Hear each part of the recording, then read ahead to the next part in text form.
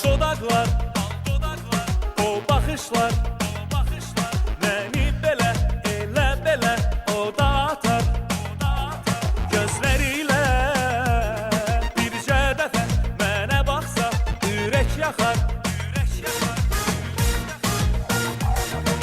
Yox, yox, çox sevirəm, onu heç kimə vermərəm. Yox, yox, o qızdan yox, yolunda candan keçərəm. Yox, yox, çox sevirəm, onu heç kimə vermərəm. Yox, yox, o qızdan yox, yolunda candan keçərəm.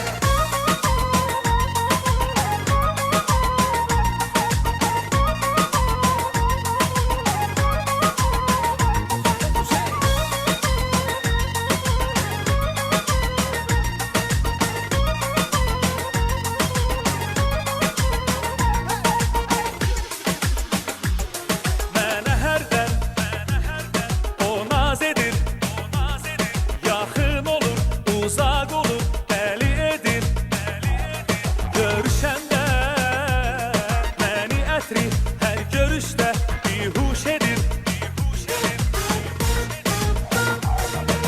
Yox, yox, çox sevirəm, onu heç kimə vermərəm. Yox, yox, o qızdan yox, yolunda candan keçərəm.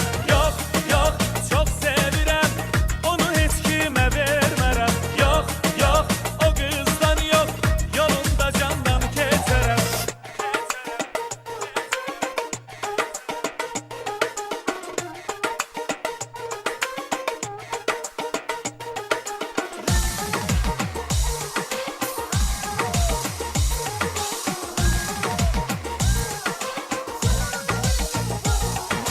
Yox, yox, çox sevirəm, onu heç kimə vermərəm. Yox, yox, bu qızdan yox, yolunda candan keçərəm. Yox, yox, çox sevirəm, onu heç kimə vermərəm. Yox, yox, bu qızdan yox, yolunda candan keçərəm.